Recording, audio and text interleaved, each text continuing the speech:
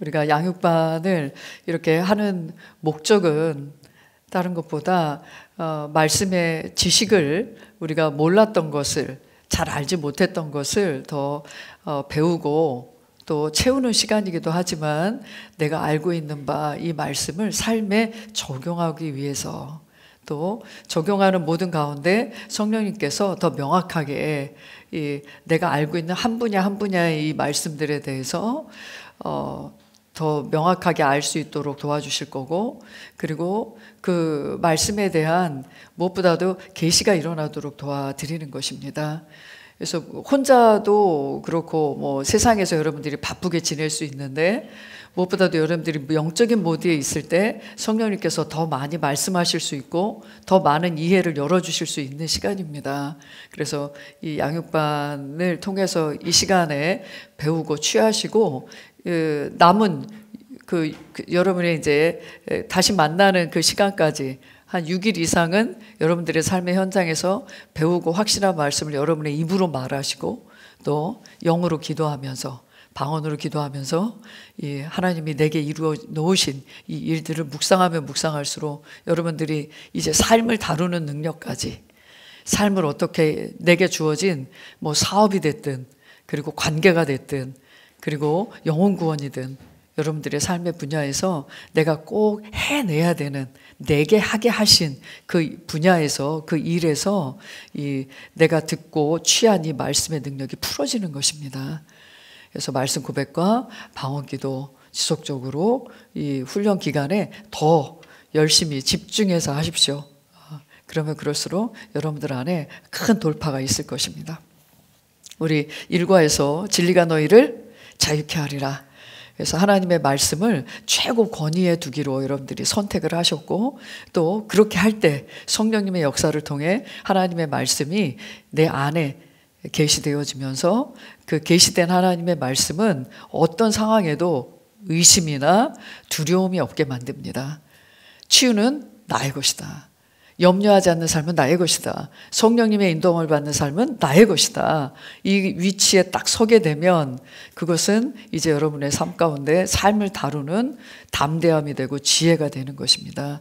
그래서 이렇게 1과에서 다룬 것처럼 내 안에 그 하나님의 말씀이 역사하도록 풀어지도록 방해하는 것들에 대해서 내가 인지하고 계셔야 되고 1과 배웠다고 없어지는 게 아니라 그랬죠. 1과에서 그냥 난 인정했어. 난 더 이상 율법적이지 않아. 난 도덕적이지 않아. 난 비판하고 과학적인 어떤 계산이나 아니면 자연적인 법칙 안에서 내가 경험한 거 외에는 믿지 못해 라고 하는 그런 것들이 순식간에 사라진 게 아니라 계속해서 그것은 여러분들을 즐기게 이미 여러분들이 쩔어 있는 거기 때문에 그런 것들이 순간순간 올라올 때마다 하나님의 말씀이 복음적인 말씀이 이 모든 상황에 이렇게 접해 보시면서 내가 이것을 버립니다 하면서 다시 돌이키면서 하나님의 그 복음을 은혜를 붙잡고 생명을 붙잡는 것을 계속 반복하셔야 되는 겁니다. 그러면 체질의 변화가 일어나게 돼 있어요. 체질은 한 번에 안 변하죠.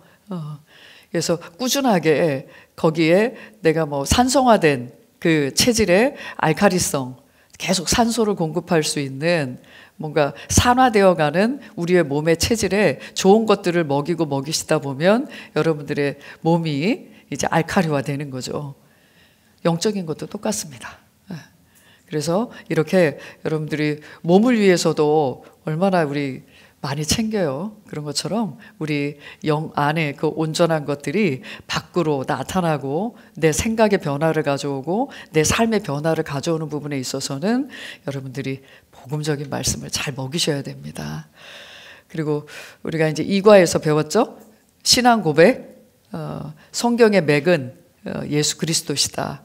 구약은 오실 메시아, 그리고 신약은 오신 그리스도와 그의 몸된 교회에 대해서 얘기합니다. 다시 오실 그리스도까지 성경은 말하고 있습니다. 그래서 우리가 그리스도 안에 있는 자고 또 그리스도 안에 있는 내 안에 계신 그리스도로 말미암아 이제 우리는 그리스도의 함께하는 공동 상속자로서 이 땅을 말씀과 성령님으로 함께 다스려 나가고 있는 자들이다라는 부분을 우리 성경 전체에 흐르는 구원의 일을 우리가 다 살펴봤고요. 우리가 그걸 통과한 이 과정을 나를 위해서 하신 일이라는 것에 여러분들이 믿음을 두셔야 됩니다. 우리 모두를 위해서 하나님이 구원의 일을 하셨고 그의 모든 피 흘리심과 고난받으심 그리고 장사되심과 죽으심 이 모든 것이 온 인류를 구원코자 하시는 하나님의 뜻임에도 뜻이면 너무 명확한데 무엇보다도 여러분들이 붙잡아야 될 건 나를 위한 십자가, 나를 위한 부활, 나를 위한 승천, 나를 위한 그분의 보좌가 권세가 내게 주어졌다. 나를 위한 것이다. 이 부분에 그 이과의 내용에 있어서는 거기에 다 포커스를 맞추시고 언제든지 나는 나에게는 새로운 운명이 주어졌다는 그 위치에 쓰셔야 됩니다. 여러분들 삶을 다루실 때 보면 뭐 친정에도 일이 있고 시댁에도 일이 있고 남편과의 관계에서도 문제가 있고 자녀의 관계에서도 문제가 있고 한없이 여러분들의 타고난 출생과 지금 처지와 이전의 과거의 경험과 앞으로도 별 소망이 없는 이건 다 눈에 보이는 사실 육신적인 영역에서 내가 누구인지를 판단하고 있고 그리고 그거에만 집중하고 있는 모습이잖아요. 근데 우리의 영적 출생에 대해서 잘 이해하셔야 되겠습니다. 여기에 대해서 내가 그리스도 안에서 완전한 새로운 운명 안에서 이제 새로운 나의 아버지 하나님 아버지와 또 인도자이신 성령님과 목자 되신 그분과의 이 땅에서의 삶에 예수 그리스도께서 우리의 주인으로서 우리를 이끌고 계십니다. 그분의 삶이 내 삶이고 이제 그분의 목적이 이제 나를 통해서 나타나는 삶이 시작된 거기 때문에 이제는 과거에 얽매이거나 현재 나의 상태에 매인받이자 삶을 우리는 살 수 있습니다. 이과의 내용 너무 중요합니다. 이걸 바로 우리가 전해야 될 복음이고 사람들을 구원하는 그 도구가 되는 강력한 복음의 메시지죠. 이과 내용 잘 이해하시고요. 그 다음에 3과 그리스도인은 누구인가였습니다. 그래서 우리 말씀 우리 3과의 말씀 우리 같이 암송해 보겠습니다. 고린도서 5장 17절 그런즉 누구든지 그리스도 안에 있으면 새로운 피조물이라 이전 것은 지나갔으니 보라 새 것이 되었도다. 아멘. 이전 것은 사망했습니다. 예전에 옛 본성은 사망했습니다. 폐기됐습니다. 이제는 새 생명이 내게 주어졌고 내 영 안에 있는 그 생명과 본성과 능력으로 난 살아갑니다. 자, 내 안에 주어진 생명에 대해서 요한일서 5장 11절 12절 또 증거는 이것이니 하나님이 우리에게 영생을 주신 것과 이 생명이 그의 아들 안에 있는 그것이니라. 아들이 있는 자에게는 생명이 있고 하나님의 아들이 없는 자에게는 생명이 없느니라. 내가 아들을 믿음으로 말미암아 그 아들 대신 그리스도가 내 안에 그분 안에 있던 생명이 내 안에 그래서 그분이 가지신 모든 지혜와 거룩함과 구원과 모든 그분에 속한 모든 것이 나의 모든 것이 되어서 이제 그것을 가지고 우리가 살아갑니다. 우리는 승리자로 태어났고 승리하는 삶을 삽니다. 요한일서 4장 4절 자녀들아 너희는 하나님께 속하였고 또 그들을 이겼나니 이는 너희 안에 계시니까 세상에 있는 자보다 크심이라. 아멘. 우리가 감당하지 못할 일이 있어요? 없어요? 없습니다. 감당하는 부분도 넉넉히 이기는 거예요. 간신히 이기고 넘어가는 게 아니라 우리는 넉넉히 이기는 자입니다. 자, 우리 기도 그래서 이제 그리스도인의 기도, 새로운 피조물이 된 우리 그리스도인들의 바른 기도, 응답받는 기도. 그리고 삶을 변화시키는 초자연적인 우리의 능력의 도구로 주신 이 기도에 대해서 우리가 지난 시간에 배웠죠. 요한복음 14장 13절 14절 우리 암송하겠습니다. 너희가 내 이름으로 무엇이든지 구하면 내가 시행하리니 이는 아버지로 하여금 아들로 말미암아 영광을 받으시게 하려 함이라. 내 이름으로 무엇이든지 내가 구하면 내가 행하리라. 아멘. 예수님께서 이제는 내 이름으로 구해라 할 때 이 구하라는 요청하다, 요구하다, 좀 주세요, 해주세요라는 그 의미보다는 이제 새로운 피조물이 된 우리에게 주어진 권세를 인식하신다면 명령하는 거라고 그랬습니다. 예수 이름으로 명하면, 예수 이름으로 사단을 대적하면 그는 떠날 수밖에 없는 거고요. 내가 축복을 명하면 축복이 풀어질 수밖에 없는 것입니다. 악한 자의 일들을 묶으면 묶일 수밖에 없는 것입니다. 그래서 구하라, 이것은 명하다라는 것입니다. 여러분들의 위치와 여러분들이 가진 것에 대해서, 여러분의 권세에 대해서 인식하는 기도가 이제는 더 많이, 그리고 경배기도, 방언기도, 말씀 고백기도, 이 부분을 더 많이 하시기 바랍니다. 그리고 성령 인도, 우리 요한복음 14장 26절, 보혜사 곧 아버지께서 내 이름으로 주신 성령, 그가 너희에게 모든 것을 가르치시고 내가 너희에게 한 모든 말을 또 생각나게 하리라. 아멘. 그래서 예수님을 대신하여서 우리의 영과 함께 살고 계신 분입니다. 예수님은 육체로 오셨지만 성령님은 영으로 보내셨고, 각 사람 안에서 한 성령께서 우리를 하나 되게 하실 뿐만 아니라 그 하나됨을 지키고 그 성령의 능력을 함께 풀어놓는, 개인의 삶 가운데 풀어놓고 또 이 교회에게 주신 하나님의 그 권능을 교회가 함께 풀어낼 수 있게 역사하고 계신 분이 성령님이십니다. 개인적인 삶 가운데 인도가 있고요, 국가에서 배울 성령님의 은사가 또 있습니다. 그래서 이 부분은 우리가 그리스도인이 되었다면 궁극적으로는 모든 분야의 성령 인도를 받으면서 살아가는 삶입니다. 그래서 성령 인도를 잘 받고 하나님의 음성을 내 영적인 수준에서 잘 받고 따라가고 그 말씀을 행하는 자로, 그리고 결국 하나님의 뜻이 나를 통해, 그분의 영광이 나를 통해 나타나는 삶을 살기 위해서 우리가 이 땅에서 존재하고 있는 거거든요. 그래서 성령님의 인도를 받는 삶은 받을 수도 있고 안 받을 수도 있는 게 아니라 바로 이 성령님과 함께 동역하는 삶이 그리스도인의 삶이고 이 땅에 사는 목적입니다. 그래서 성령이 하시는 일이 나타날 수밖에 없어요. 그리스도를 증거하고 증언하며 많은 영혼을 주께로 돌아오게 하는 그 삶을 성령님은 우리로 살게 하시는 분이십니다. 그분과 협력할 때, 그분께 나의 모든 삶의 부분들을 맡겨드릴 때, 나머지 먹고 입고 여러분들이 살아가는 모든 것은 따라오는 복입니다. 더해지는 복이지, 그게 이루어지면 성령님이 그 다음에 이게 아니라, 이렇게 성령님이 나를 이 땅에 두신 목적과 인도하는 그 방향을 여러분들이 알면서 살아가야 되겠죠. 그래서 이런 성령님의 인도와 내가 영적으로 발전하는 모든 분야에 하나님의 음성을 잘 듣기 위해서는 기본 바탕이, 진리의 기초적인 그 기초가, 반석이 잘 다져져 있어야 됩니다. 그 내용이 바로 지금 나누고 있는 6과 7과의 내용입니다. 그래서 기초교리가 하나님이 세워놓으신 이 진리의 그 분야들을 우리가 하나하나 명확하게 알고 한 분야라도 제대로 살아내려고 하고 있다면 여러분들은 승리하는 자리에 있을 겁니다. 하지만 대강 알고 대강 할 수 있으면 하고 내가 할 수 없는 것 같으면 말씀을 붙잡지 않고 이렇게 말씀을 한 분야 한 분야에서 지켜내려고 하는 그런 믿음과 헌신과 순종이 약화되면 삶의 모든 분야가 틀어지게 돼 있습니다. 그냥 열심히 하는 만큼 쓰레기만 많이 남아요. 처리할 문제만 많아지는 삶을 살 수가 있어요. 정말 하나님께서 우리가 하나님을 어떻게, 하나님의 주권을 어떻게 알고 그 주권을 이 땅에서 말씀을 따라 행사하는지 그거를 모르고 하나님을 계속 오해한다면 그 하나님을 오해하는 만큼 모든 공급이 막히겠죠. 결국 오히려 사단의 일과 연루되는 일이 훨씬 많아질 겁니다.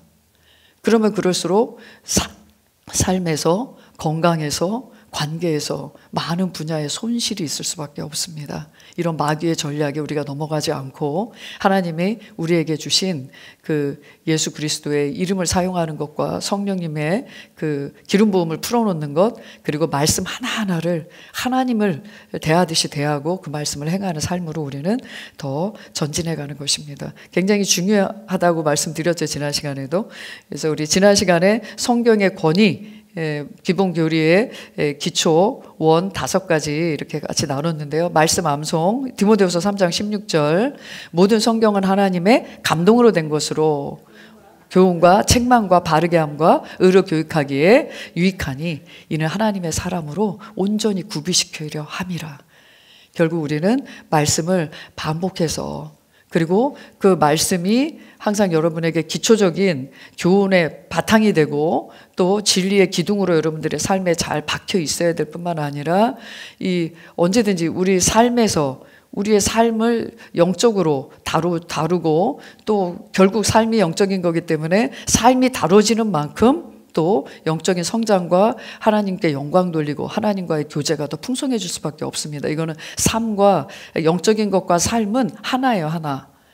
그래서 우리가 말씀을 통해서 우리가 알고 있지만 또 우리가 빗나가는 부분에 있어서는 책망하는 말씀으로, 우리를 교정하는 말씀으로 우리에게 주어진다라는 것을 말씀드렸습니다.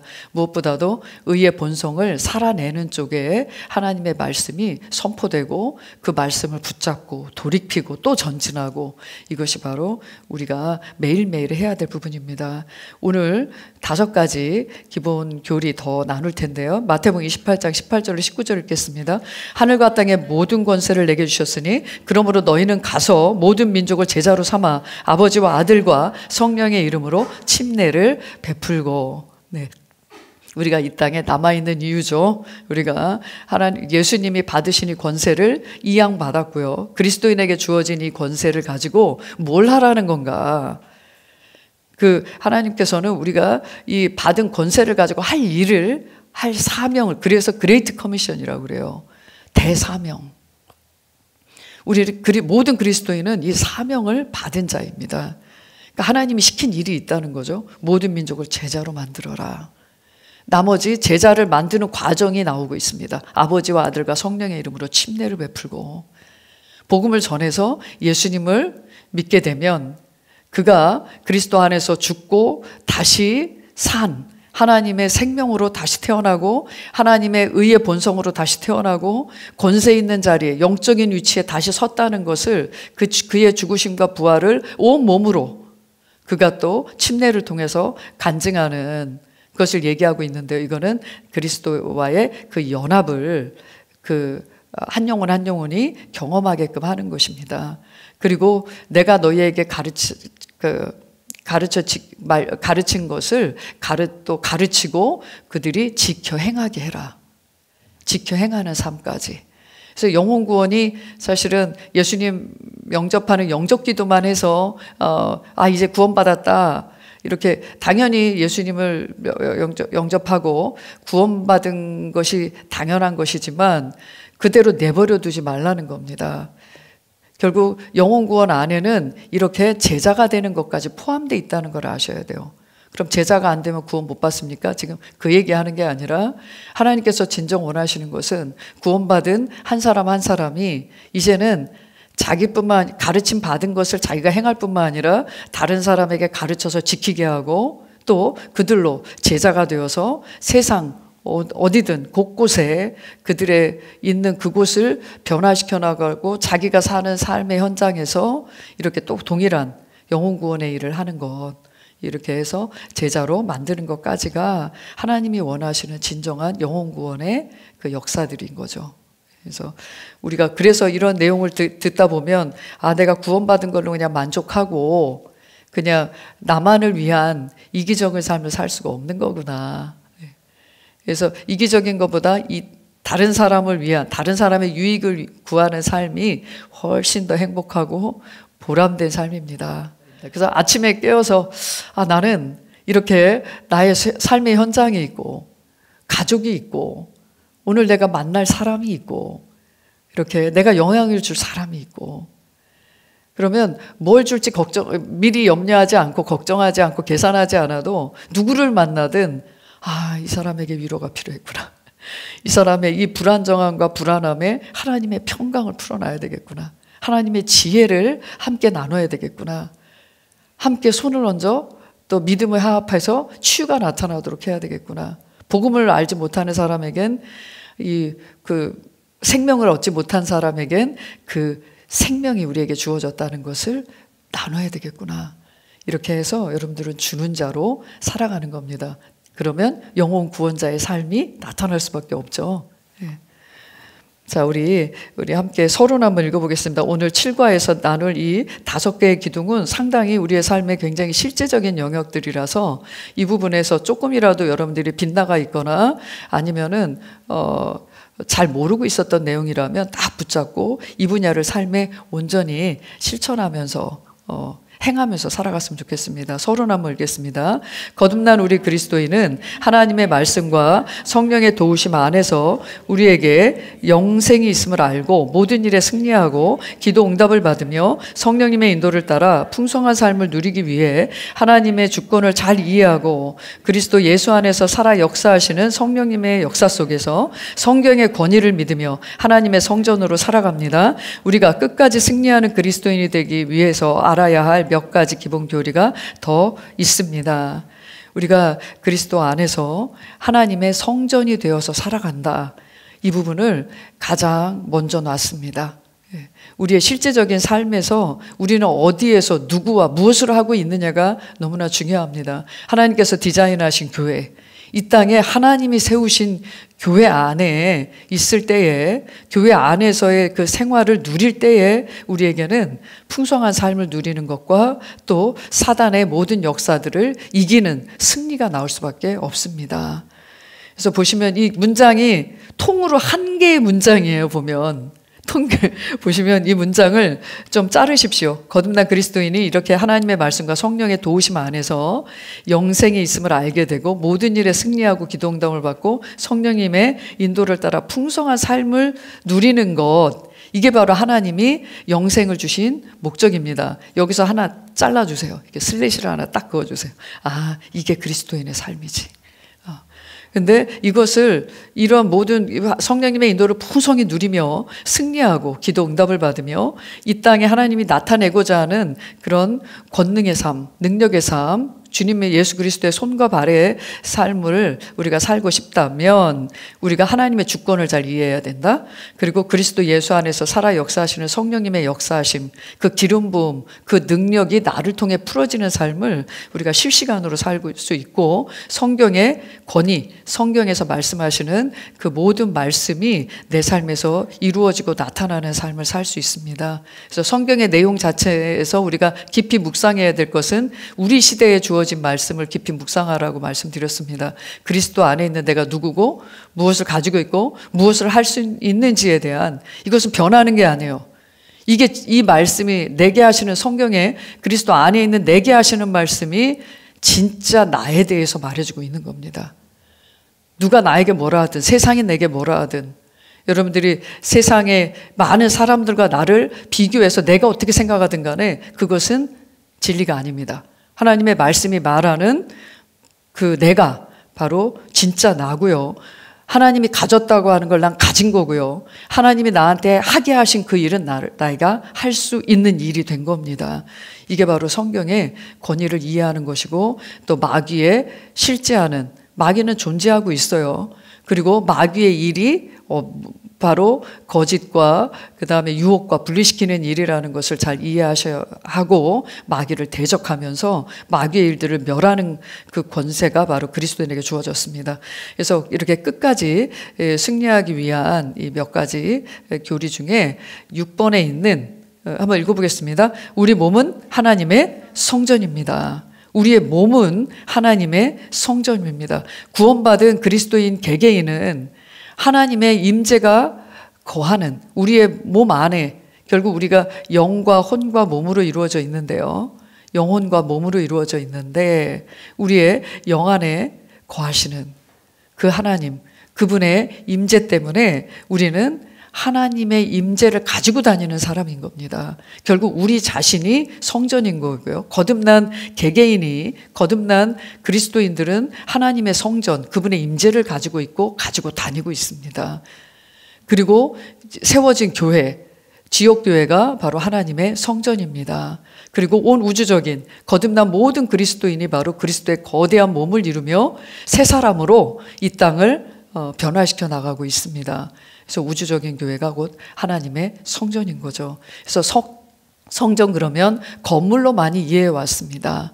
그래서 예배당을 성전에 가서 기도해야지, 성전 건축해야지, 이렇게 하면서 성전이란 단어를 주로 건물을 많이 인식해서 말해 왔습니다.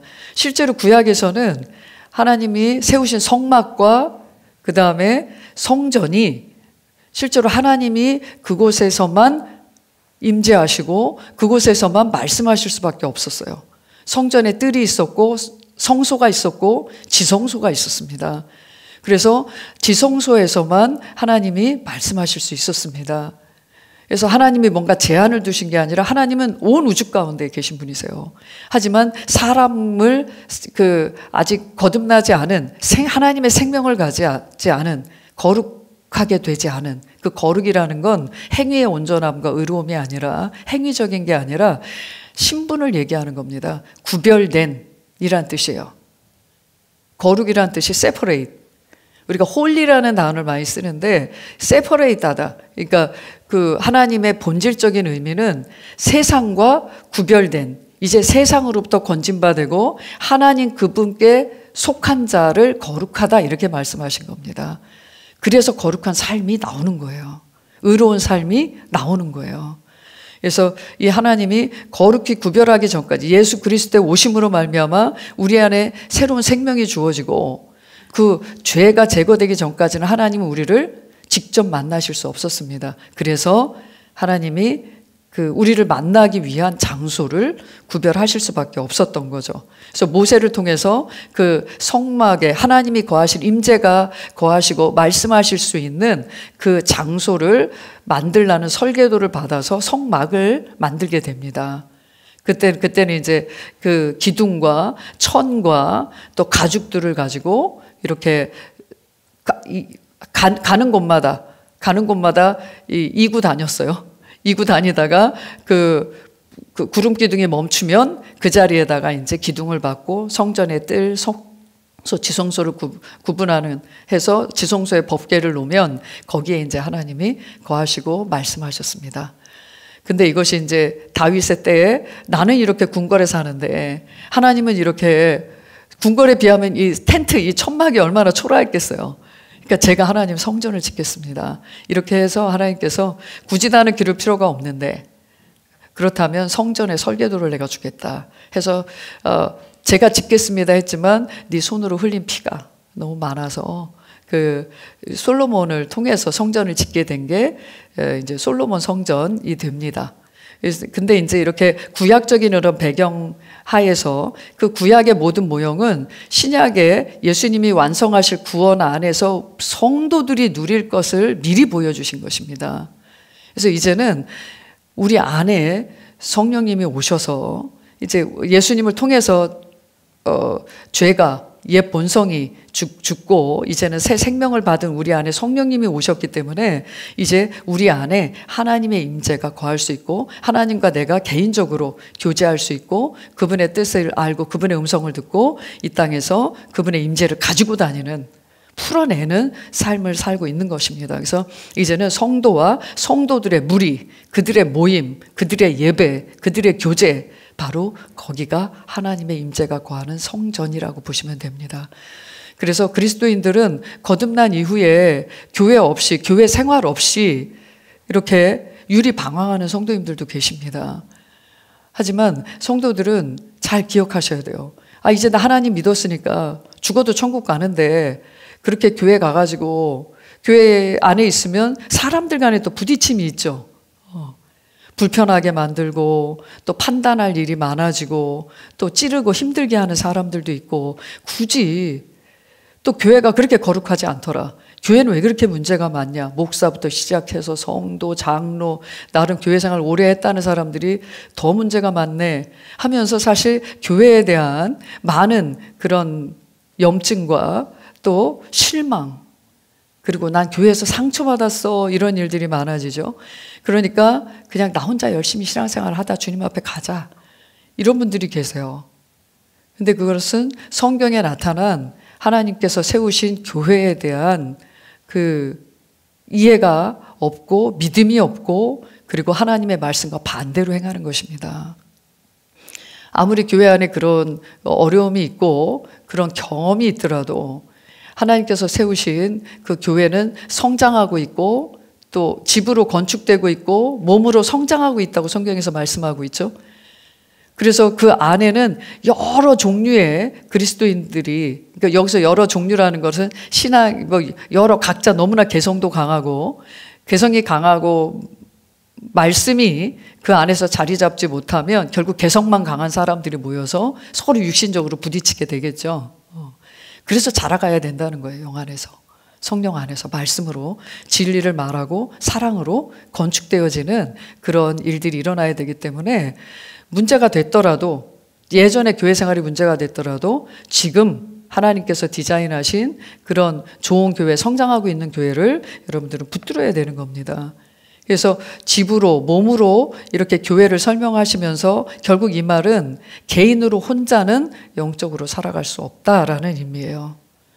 영적인 어떤 변화와 훈련과 결국 배움과 훈련과 변화와 성장이 있기 위해서는 반드시 그리스도의 몸 안에 있어야 되고, 어떤 갈등, 어떤 어려움이 있어도 또 믿음으로 서로 돌파하고, 믿음으로 서로 격려하고, 믿음으로 서로 사랑하고, 이렇게 하면서 성장하라고 말씀하십니다.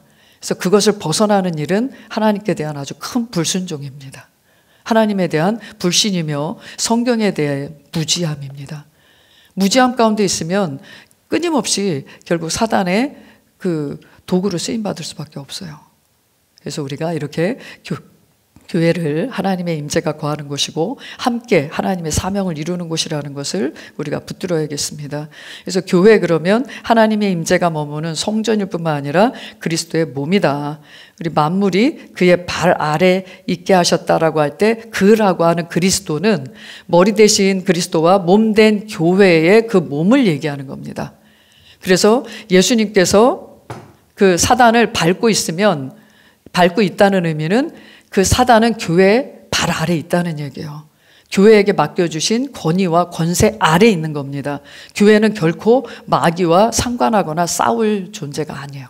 그러니까 이제 싸워서 지거나 당하거나 상처받거나 피해를 당할 위치가 아니라는 것을 말씀드립니다. 그러니까 당당히 싸우는 거죠. 마귀를 예수 이름으로 대적하고 멸하는 일을 하는 거지, 그런 싸움이지 막 이기기 위해서 싸우는 그런 교회가 아니라는 겁니다. 에베소서 1장 22절 25절 읽겠습니다. 또 만물을 그의 발 아래 두시고 그를 만물 위의 머리가 되게 하셔서 교회에게 주셨느니라. 교회는 그의 몸이니 만물 안에 모든 것을 채우시는 분의 충만이니라. 만물을 충만케 하는 그 충만함. 그래서 사실 우리가 몸 담고 있는 교회 안에 사실은 모든 것이 있습니다. 우리가 필요로 하는 지혜, 또 우리가 그 필요로 하는 영향력, 우리가 필요로 하는 도움과 위로와 격려, 세움, 모든 것이 사실 교회 안에 있습니다. 자녀를 어떻게 잘 키울까요? 어떻게 부부 관계와 또 가정을 어떻게 건강하게 세울까요? 내 사업을 어떻게 하면 잘할 수 있을까요? 이 모든 것이요, 사실 교회 안에 있습니다. 거기에 필요한 그 지혜와 능력이 영적인 모드에 있을 때 풀어지는 거거든요.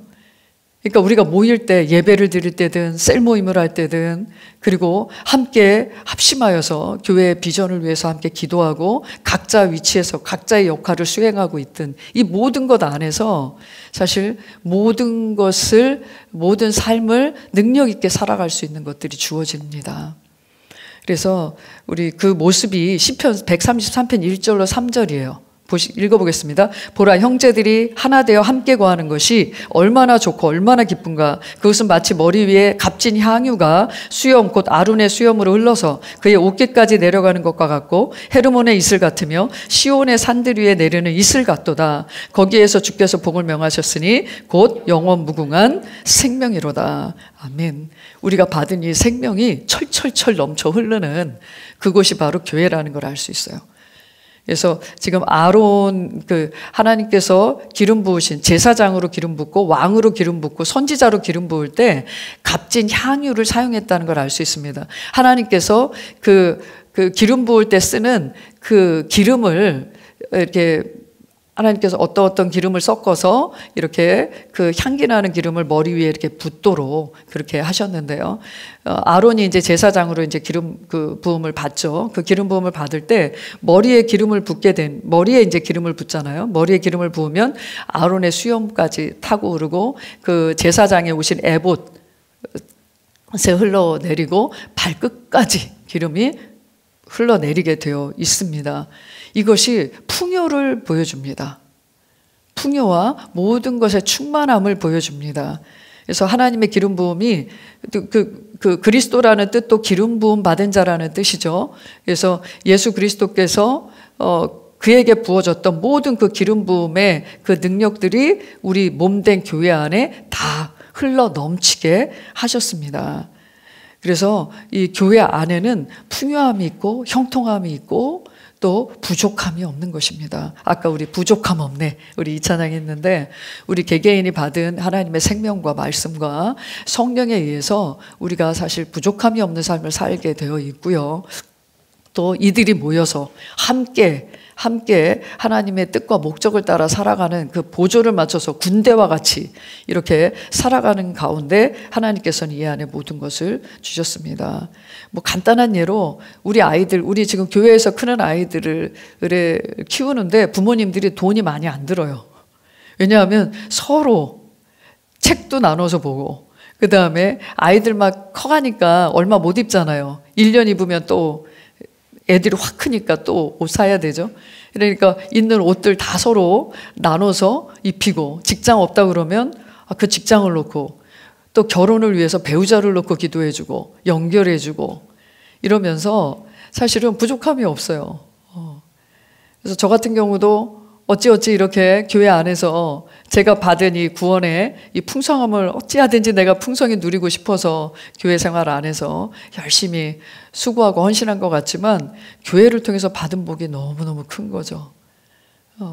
여기서 남편도 만나고 또 여기서 결혼해서 자녀를 낳고 교회 안에서 자녀들을 키우다 보니까 나 혼자 키운 게 아니라 교회 전체가 키웠네. 우리 아이들한테도 너희들은 뭐 부모님 감사해요 이렇게 하지만 어버이날 뭐 엄마 감사해요 아빠 감사해요 뭐 이렇게 하지만 성도님들께 감사해라.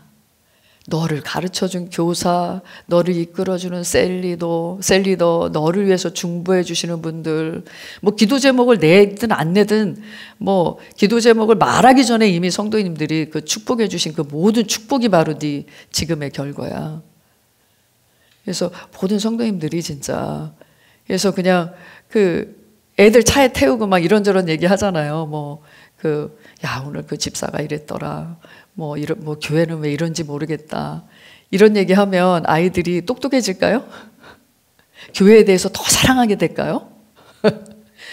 에이 교회도 인간적이네. 아유 더럽네. 이렇게 하겠죠? 이러면 결국 아이들은 교회를 떠나게 돼 있습니다. 신앙에서 떠나게 되잖아요. 그래서 진짜 그렇게 한마디를 하더라도 네가 이렇게 된 것은 교회야. 교회의 사랑과 기도와 헌신이 있었기 때문에 너를 위한 희생이 있었기 때문에 지금 네가 이렇게 서 있는 거야. 해서 하나님께서 교회를 세우신 그 놀라운 그 은혜와 풍성함들을 서로 나이 들어서도 부모와 자녀가 그것을 논할 수 있었으면 좋겠습니다. 그것을 나눌 수 있었으면 좋겠습니다. 넘겨보시면 교회에 대한 설명이 있습니다. 우리는 거듭난 순간 교회라는 가족의 한 일원으로 탄생한 겁니다.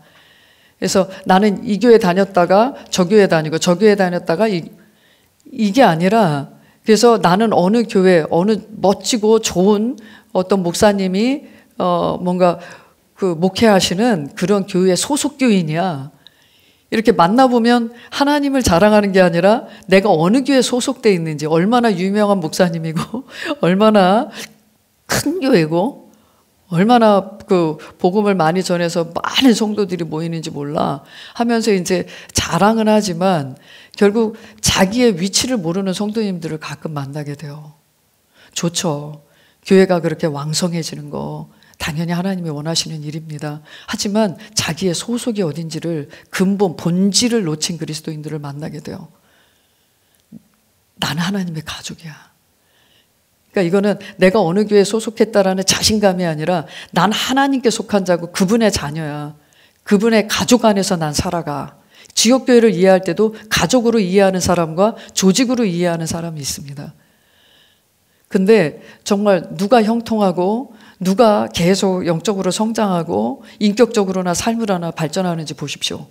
그건 가족으로 인식하는 사람들은 계속 발전합니다. 하지만 단체나 조직으로 이해한다면 인간적인 어떤 필요에 의해서 모였고 그 필요를 채우기 위해서 있는 곳이라고 생각한다면 이거 완전히 교회에 대한 잘못된 접근입니다. 그러니까 판단할 일이 얼마나 많겠어요. 따질 일이 얼마나 많겠어요. 이해하지 못할 말씀 다 이해 못하죠. 그래서 정말 난 하나님의 가족으로 태어났고 가족 안에서 자라가고 있다는 것을 지옥교회 안에서도 늘 인식하면서 살아가는 겁니다. 그렇게 되면 그 밑에 한번 읽어보겠습니다. 하나님께서 예비하신 축복의 통로인 교회에 잘 정착하여 성장하는 것은 좋은 가정 안에서 균형 잡히게 성장하여 가는 자녀들과 같이 하나님이 예비하신 새 피조물로 자라 환경을 다스리며 승리하는 삶을 살기 위해 매우 중요한 일입니다. 예. 그래서 하나님의 가족이다. 나는 교회에 속한 자로 교회와 함께 이 땅을 축복하는 자다. 아까 주는 자다. 나를 본질적인 나는 주는 자로 살아가게 돼 있다. 근데 주는 자로 그냥 없는 데만 벅벅 긁어서 주는 게 아니라 바닥 긁어서 그냥 간신히 주는 삶이 아니라 하나님께서는 우리가 위로부터 받은 공급으로 이 세상에 공급하는 자가 되라고 말씀하셨습니다. 그러니까 끊임없이 뭔가 공급받은 그 신선한 그 기름 부음과 능력과 나에게 계시하시는 신선한 그 은혜의 말씀들에 대해서, 믿음의 말씀들에 대해서, 생명의 말씀들에 대해서, 그리고 내 삶을 교정하고 새롭게 하시는 그런 말씀들을 계속 듣고 이 과정을 통과한 과정, 그 실제가 나타나는 과정을 가진 자만이 또 다른 사람에게 실제적 능력과 말씀을 전달할 수 있어요. 그냥 말씀의 지식만 전달하는 게 아니라 되어지는 기름 부음을 전달하는 것은 바로 그 매일 우리가 하나님으로부터 받는 지역교회 안에서 풍성히 누리는 것, 받은 것 받고 누린 것을 또 주고 또 새로운 것을 받는 이 반복된 악순환이 아니라 선순환이죠. 이런 선순환이 계속 일어나야만이 성도가 성장하고 다른 사람에게도 또 다스리고 승리하는 삶으로도 나타나게 되어 있습니다. 그래서 이제는 우리의 사고를 나보다는 나 중심이 아니라 하나님의 가족 중심으로 우리가 살아가기로 선택한다면 정말 건강한 균형 잡힌 그런 성장을 경험하고 때로는 우리 이상의 삶, 내가 가진 능력 이상의 삶을 또 교회 안에서 살게 됩니다. 그냥 내가 가진 천연적인 능력 가지고는 어디까지는 해낼 수 있을 거예요. 하지만 교회가 함께하기 때문에 기적을 일으킬 수 있게 되는 겁니다. 자, 우리 7번째 보겠습니다. 거듭난 나는 영이며 혼을 가지고 있으며 육체 안에 살고 있습니다. 그래서 거듭난 본질적인 나는 새 영, 새 본성을 가지고 있습니다. 그래서 원래도 영적인 존재지만 그 영적인 존재가 누구에게 속해 있느냐, 어떤 영에 속해 있느냐. 그동안은 하나님이 없고 또 하나님을 깨닫지도 알지도 못한 채 그분과 관계가 없는 상태에서는 그 마귀의 종으로 우리가 살았던 겁니다. 그러니까 영은 원래 하나님께 반응하고 하나님을 예배하고 하나님과 교제하는 영으로 우리가 창조되었지만 그 본질적인 교제할 수 있는 생명이, 그 본성이 죽은 상태였던 거죠. 그래서 영이 죽었다 그러잖아요. 그러니까 하나님과 반응할 수 없는, 하나님과 교제할 수 없는, 하나님과 아무 관계 없는 이런 상태에서 우리가 예수님을 영접할 때 그 바로 우리의 그런 그 사단의 종되었던 죄의 본성이 제거되어지고 하나님의 새로운 생명과 성령님과 연합된 삶을 살게 되는 그 영을 우리가 소유하게 되는 거죠. 그리고 우리는 혼을 가지고 있습니다. 여기서 우리가 영과 육체를 연결하는, 영과 몸을 또 내 영 안에 있는 실제들과 실제 3차원적인 삶을 연결하는 그 일을 이제 몸이 이제 접촉하고 만지고 이렇게 하는 것뿐만 아니라 우리는 그것이 우리가 보고 느끼고 이렇게 만져지는 것에 대한 추론을 하게 되잖아요. 오늘은 날씨가 춥네? 라고 얘가 몸이 인식을 해요. 오늘 날씨가 춥네? 그러면 오늘은 좀 따뜻하게 입어야겠다라고 우리가 혼이 추론을 하죠. 결정을 하는 거예요. 나는 오늘 어떤 옷을 입을까 할 때 날씨를 감지하는 육체의 몸의 역할이 있고 생각을 그렇게 하게 되고 그렇게 입고 이렇게 하는 것처럼 몸은 구분하는 겁니다. 그러니까 제가 이제 구별하는 게 아니라 구분을 하고 있어요. 이 뗄래야 뗄 수 없어요. 이것은. 하지만 기능은 구분되어 있다는 겁니다. 그래서 제일 중요한 건 영이겠죠. 근데 그 영과 혼은 결탁되어 있습니다. 영과 혼이 따로가 아니에요. 근데 몸은 우리 영혼이 떠나면 죽으면 이 육체는 분리됩니다. 그래서 몸은 이 땅에 두고 가는 거죠. 근데 영혼은 죽어야 안 죽어요? 영혼은 영원히 삽니다. 사람은 영원히 사는 존재입니다. 죽으면 육체가 죽어 숨이 끊겼으니까 죽었다라고 끝났다라고 생각하는데 사람은 끝나지 않아요. 영원히 삽니다. 그래서 죽어도 죽은 게 아니죠. 그래서 잠잔다 이렇게 하잖아요. 그러니까 우리가 보기에는 죽은 것 같지만 그러니까 몸을 빠져나와서 영원히 사는 거죠. 지옥에 영원히 살든지 천국에서 영원히 살든지. 그래서 몸을 빠져나가는 순간 우리는 압니다. 내가 죽었네? 라고 영혼이 아는 거예요. 그러니까 육신에서 내가 이제 육신은 사망을 한 거죠. 육신은 사망을 했네. 하고 이 영혼 자체는 내가 죽었지만 내가 죽었다고 괴로워하고 울고 슬퍼하는 사람들이 다 보이는 거죠. 하지만 만질 수 있어요, 없어요? 대화할 수 있어요, 없어요? 그 영역으로 우리는 이사가는 것뿐입니다. 그래서 이 땅을 사는 동안은 근데 육체가 중요해요. 육신은 아무것도 아니다. 아니요. 우리의 영이 활동할 수 있는 근거가 되어주는 거잖아요. 떠나는 순간 활동을 해요, 못해요? 만지고 싶어도, 사랑한다는 말 한마디 하고 싶어도, 맛있는 음식 하나 한 끼 해주고 싶어도 해요, 못해요? 못하는 거예요. 이 땅에서 하던 일들이 되게 고단한 일인 것 같지만 굉장히 육신을 가지고 이 땅에서 내게 이미 주신 능력을 마음껏 발휘할 수 있는 기회였던 거야.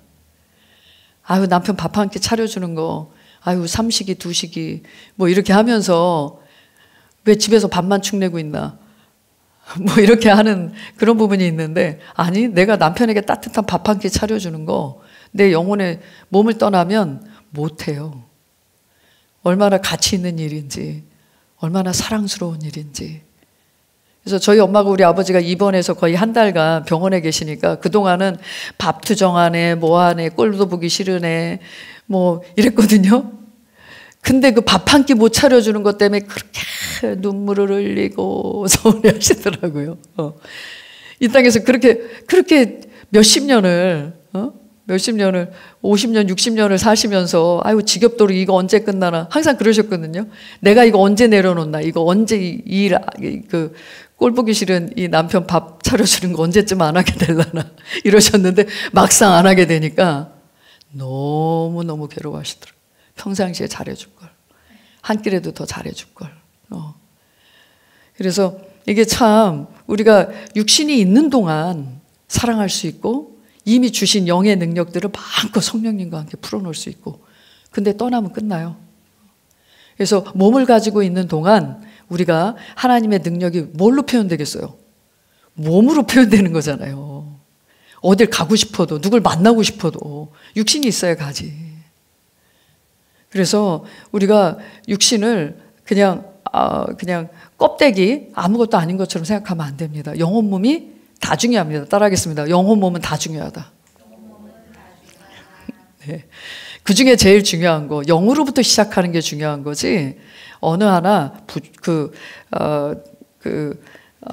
이거는 중요하지 않다고 할 만한 것은 없습니다. 그래서 사도 바울은 속사람과 겉사람으로 사람을 나눴습니다. 속사람은 영혼, 겉사람은 육체로. 때로는 성경에서는 이렇게 영혼과 몸으로 이렇게 사람에 대해서 말씀하시기도 하지만 영혼 몸으로 얘기하기도 합니다. 이걸 갖고 이제 3분설, 2분설 뭐 이렇게 갖고 신학에서는 또 2분설을 믿냐 3분설을 믿냐, 성경에 두 가지가 다 나와 있기 때문에 다 믿으셔야 됩니다. 그래서 보시면 요한복음 6장 63절 읽겠습니다. 살리는 것은 영이니 육은 전혀 무익하니라. 내가 너희에게 한 말은 영이요 생명이니라. 네, 영이 이렇게 중요하고 육신은 아주 무익한 것이네, 이렇게 얘기하는 건데, 얘기하는 걸로 생각하시는데, 여기서 말하는 육은 전혀 무익하다라고 하는 것은 그 육신의 겉모습을 가지고 따지는 것은 무익한 일이다라는 걸 얘기하는 겁니다. 사람의 외모나 키나 그리고 어떤 행동만 보고는 이 사람이 저러네 판단하는 것은 무익한 일이다, 유익하지 않다, 이 말이에요. 그래서 무엇보다도 영으로 기능하는 것, 살리는 영이다 이렇게 표현되어 있잖아요. 하나님이 주신 생명의 역사가 별로 이제 살리고 세우고 변화시키고 또 풍성히 얻게 하는 그 모든 기능이 바로 영의 기능이고요. 거기에 그 육신이 합하면 육신의 일이 또 합해져야 되는 것을 지금 말하고 있습니다. 그래서 너희가 그 영 안에 있는 그 말, 하나님의 말씀을 가지고 그 생명이 나타나게 하는, 또 생명이 없는 자들에게 복음을 전했을 때 이게 생명의 복음, 생명의 말이 나가면 생명을 받고 예수님을 영접하고 거듭나는 일이 일어나죠. 그래서 우리가 항상 거듭난 내가 누구인지 나의 영을 인식하고 본질을 인식해서 살아가는 것이 가장 중요하다. 고린도후서 5장 6절 읽겠습니다. 그러므로 우리는 항상 자신의 차 있어 우리가 몸에 있는 집에 거할 때 주로부터 멀리 떨어져 있다는 것을 아나니 이는 우리가 믿음으로 행하고 보는 것으로 하지 아니함이라. 그래서 사도 바울은 자기 자신을 인식할 때 나는 이 몸을 집으로 인식했다, 이렇게 얘기하고 있어요. 근데 자기가 이 몸을 떠나서 정말 주와 함께 있기를 나는 더 사모하지만 내가 이 땅에 있는 이유를 알기 때문에 이것마저도 내가 감사히 여긴다, 이런 말씀을 하고 있어요.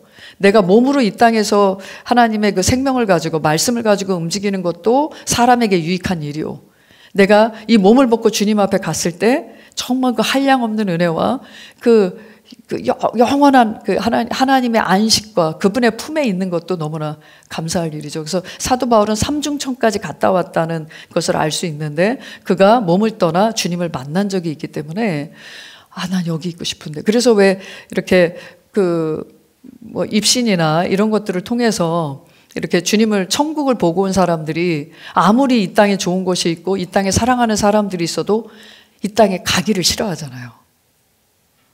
난 여기 있게 해주십시오. 하지만 너는 할 일이 있으니까 갔다 와라, 이렇게 하고 보냄받는 일들이 많이 일어나는데, 그래서 사도 바울은 주와 멀리 떨어져 있는 것을 아쉬워했습니다. 하지만 내가 몸을 입고 이 땅에 있는 동안 해야 할 일이 있기 때문에 나는 이 몸에 있는 것도 유익한 일이라. 그래서 몸으로 있는 동안 우리는 우리 안에 있는 능력을 발휘할 기회를 얻을 수 있다. 그래서 능력을 발휘한 만큼 그 천국에 들어갈 때는 이 땅에서 발휘한 그 역량만큼을 그대로 가지고 가게 돼 있습니다. 그래서 이 땅에서 고생하니까 천국에서 그 하나님의 복을 누리지, 아니요. 이미 이 땅에서 많은 복을 받았기 때문에 복을 누릴 뿐만 아니라 복을 전달하는 그 영향력 있는 일들을, 맡긴 그 하나님의 일들을 끝까지 하다가 천국에 입성하는 겁니다. 그래서 이 땅에서의 다스림만큼 하나님 나라에서 그 다스림의 이제는 너에게 이 다스리는 이 고을을 내가 맡기겠다라고 이렇게 맡겨주시잖아요. 연장이 되는 거예요, 연장되는 거. 그래서 끝까지 그냥 천국 가면 이제 그때서야가 아니라 지금 이 땅에서 받은 믿음과 권세를 발휘하면서 다스리면서 사시는 겁니다. 그리고 사랑하면서, 사랑할 기회는 이 땅에서 몸을 입고 있는 요때 몸으로 사람들을 만나고 섬길 수 있는 그 충분한 기회가 주어진 거니까 이 두 가지를 몸으로 있는 동안 잘 수행하는 거죠. 데살로니가전서 5장 23절입니다. 화평의 하나님께서 너희를 온전히 거룩하게 하시고 너희의 온 영과 혼과 몸이 우리 주 예수 그리스도께서 오실 때까지 책망할 것이 없게 보존되기를 하나님께 기도하노라. 여기서는 영, 혼, 몸 이렇게 말하고 있습니다. 그래서 우리를 온전히 거룩하게 우리의 영을 온전히 거룩하게 하셨어요. 그래서 완전히 하나님의 생명을 가진 자로 구별시켜 버렸어요. 그러니까 세상에 섞일래야 섞일 수가 없습니다, 사실은. 근데 나는요, 몸으로도요, 생각으로도요, 말로도요, 완전히 난 세상적이에요. 영은요, 그렇게 될 수가 없습니다. 그래서 영에서 계속 우리에게 성령님을 통해 계속 우리에게 말씀하시잖아요.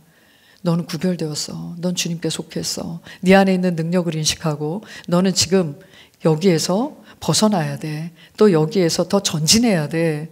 이렇게 하면서 영 안에서 계속 우리를 깨우치고 계신 겁니다. 그래서 그 영의, 우리의 거듭난 나의 영의 실제들을 계속해서 알려주시는 말씀과 성령님의 사역과 교회 생활, 교회 안에서의 사역, 또 말씀의 사역자들의 사역을 여러분들이 잘 받고 자라간다면 여러분들은 영이 건강한 만큼의 혼의 건강을 누릴 수 있어요. 결론 한번 읽어볼까요? 7번의 결론인데요. 나는 영이며 내 혼을 하나님의 말씀으로 새롭게 하여 육을 지배할 때 우리는 하나님께서 예수 그리스도 안에서 예비된 새 피조물에게 주신 모든 잠재력을 개발하여 승리하는 그리스도인으로 살아가게 됩니다. 이 영혼 몸의 기능을 여러분들이 잘 이해해야만이 우리 안에 이미 영 안에 있는 잠재력을 개발한다 할 때 이 개발이라는 것은 없는 것을 배워서 만들어내는 개발이 아니고 여기서 개발은 있는 것을 끌어내는 겁니다. 뭐 이렇게 유전을 개발한다라고 할 때 이미 땅 깊이 있는 뭐 광석 안에 있는 그 석유를 뽑아내는 과정이잖아요. 마찬가지로 우리 영 안에 있는 것들을 뽑아내는. 근데 내가 무엇이 있는가를 가르치는 게 하나님의 말씀이고 말씀의 사역자이며 또 교회의 모든 교제와 모임의 활동입니다. 그래서 우리 안에 있는 선한 것들을 인사이드 아웃 해라. 개발하다는 게 인사이드 아웃 하는 거예요. 그래서 그것을 이미 있는 것을 인사이드 아웃 하다 보면은 그게 이제 말씀을 고백하는 거고 방언으로 기도하시는 겁니다. 그리고 셀에 참여하시는 겁니다. 예배 때 그냥 몸이 와서 앉아 있는 게 아니라 오늘은 그냥 오늘 지난주 육가에서는 오늘 칠과하고 와야지. 아니 오늘 듣는 이 말씀의 내용이 바로 나의 삶에서 내가 어떻게 해야 할지에 대한 지혜를 주는 시간이고 또 능력을 덧입는 시간이다 라고 간절하게 사모하는 마음으로 앉아있게 되면 받게 되면 결국 이것이 필요할 때 언제든지 우리 안에 있는 필요한 능력을 인사이드 아웃하게 만드는 거죠. 자, 8번째, 그리스도인에게는 우연이 없습니다. 이것은 우리의 삶은 하나님의 계획 안에 있습니다 이 말입니다. 우리의 모든 삶이 우연히 누구를 만났고 우연히 교회를 소개받았고 우연히 지나가다가 뭐 이렇게 우연히 뭐 유튜브를 듣다가 근데 하나님께서 우리가 지금 이곳에 살면서 이런 교회를 만난 것 자체는 정말 우연이 아니라 하나님의 계획인 거죠. 그래서 이것은 하나님의 계획 안에 있었다는 것을 지금은 몰라도 1년 후에 뒤돌아보고 3년 후에 뒤돌아보고 10년 후에 뒤돌아보면 모든 여정이 하나님의 계획 안에 있었던 거구나. 그분의 보호였구나. 그분의 공급이었구나. 그분이 내게 이 기회를 발견하게 하셨던 거구나 라는 것을 알 수 있습니다. 그리스도인에게는 우연이 없습니다. 사도 바울 같은 경우는 브루스길라와 아굴라를 만나게 되는 그 사건이요. 이게 우연히 브루스길라 아굴라라는 사람을 만나서 고린도 교회의 사역자로 세워야지 스스로 계획한 것이 아니었습니다. 그냥 처한 상황은 너무나 우연 같은 일이 많았어요. 지금 여기 그 클라우디오라는 로마의 황제가 세워지면서 로마에 있던 유태인들을 다 내쫓았어요. 그래서 로마의 그 기독교의 이 복음이 막 증가되니까 원래 이제 신을 섬기고 뭐 여러 우상 신들이 많이 있었잖아요. 그리스 로마 신화라는 게 그냥 나온 게 아니에요.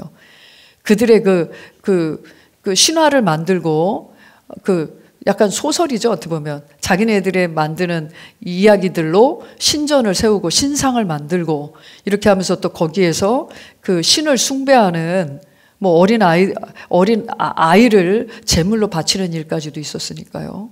그래서 이런 일들을 자행하고 있는데 기독교의 복음이 들어오면서 그것은 하나님이 미워하시고 그리고 징벌하시는 일이다. 또 우리는 다 예수 그리스도로 말미암아 그런 죄를 사함 받았다. 그분은 부활하셨다. 이런 말씀을 전하면서 많은 사람들이, 그것도 로마의 고위층에 있는 그 고위 관료들의 아내들이 많이 또 예수님을 믿게 됐거든요. 그러면서 남편이 회개하고 돌아오는 일들이 많았고요. 그래서 이런 거기에서 이제 내쫓은 겁니다. 그래서 디아스포라 완전히 다 추방된 거예요. 흩어진 겁니다. 그래서 흩어지는 가운데 사도 바울이 이제 고린도에 머물게 되는데, 이탈리아에서 온 브루스길라와 아굴라가 같은 이제 천막 짓는 일을 했던 거죠. 건축업을 같이 했던 겁니다. 그래서 이런 일들은 다 하나님의 계획 안에 있었던 거죠. 그리고 고린도 지역은 그 항구를 끼고 있는 무역 도시였기 때문에 부산 같은 무역 도시였습니다. 그래서 고린도 교회가 이렇게 그곳에 복음이 들어가야 되는 것은 하나님의 계획 안에 있었던 일이에요. 그래서 사도 바울을 브루스길라와 아굴라를 그렇게 전진 배치시켜서 거기를 구원받은 도시로 그렇게 만들고 유럽 전역으로 복음이 흩어져서 나갈 수 있는 길을 만들게 됩니다. 하나님의 계획 안에 있습니다. 나는 작은 한 부분 맡긴 그 역할을 했을 뿐인데, 여러분의 작은 역할은 작아 보이지만 여러분이 그 역할을 안 해주면 하나님의 원래 계획하신 복음 전파와 영혼 구원의 일이 막히게 되는 거예요. 아니면 풀어지든지. 그래서 하나님의 계획 안에 누구를 만나든 우연이 아니라 맡기신, 내게 연결된 이 사람에게 내가 오늘 최선을 다하겠습니다 라는 태도를 가지시고, 내가 이 상황에 하나님의 말씀대로 하겠습니다 라는 말씀대로 여러분들이 말씀을 심어서 그 말씀으로 행한 분야가 있다면 그 부분은 하나님의 길을 만든 거예요. 여러분이 물꼬를 터뜨린 겁니다. 그래서 말씀대로 행하는 것을 주저하지 마십시오. 그래서 마태복음 10장 29절 31절 보시면, 참새 2마리가 한 아사리온에 팔리지 아니하느냐? 그러나 너희 아버지 없이는 그중 한 마리도 땅에 떨어지지 아니하리라. 그러나 너희 머리카락까지도 다 세워두었나니 그러므로 너희는 두려워하지 말라. 너희는 참새보다 더 귀하니라. 그냥 참새 한 마리도 하나님의 허락 없이는 이 땅에 떨어지지 않는다. 심지어 우리 몸에 머리카락을 가지고 비유를 하세요. 머리카락도 다 세워두었나니.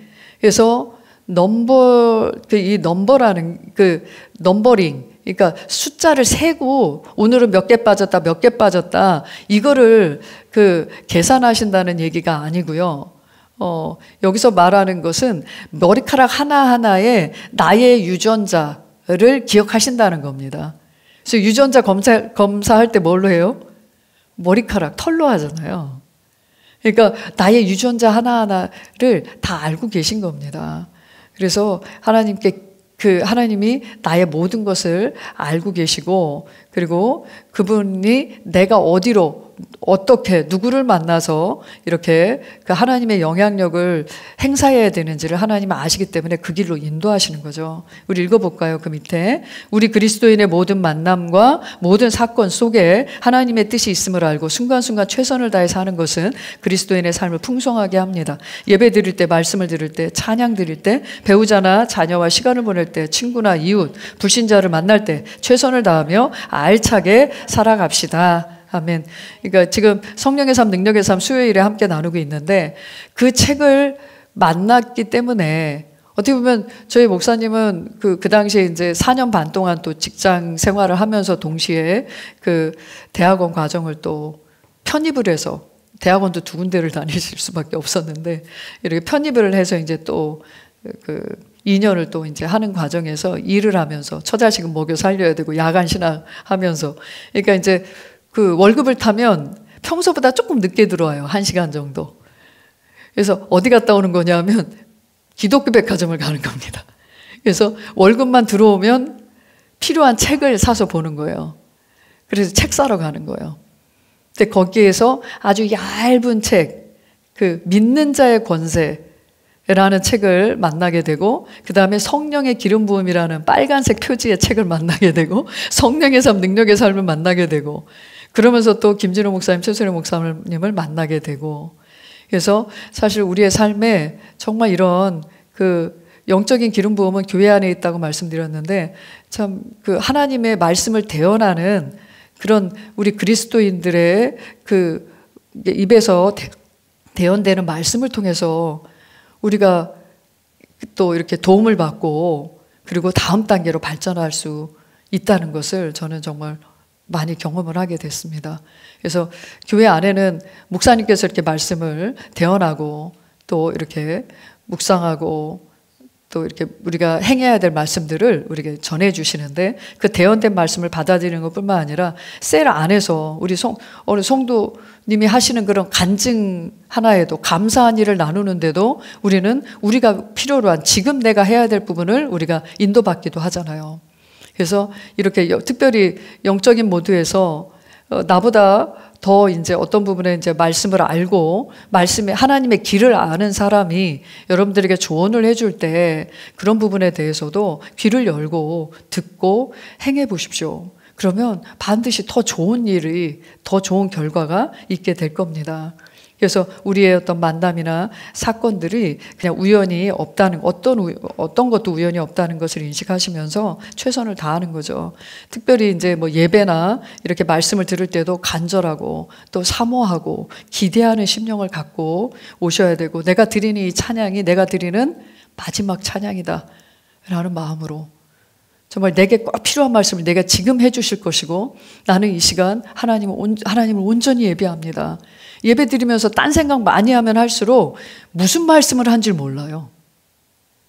그래서 오늘 말씀에 은혜 받으시고 또 이렇게 또 하나님께서 주신 레마의 말씀이 있으면 함께 나누겠습니다.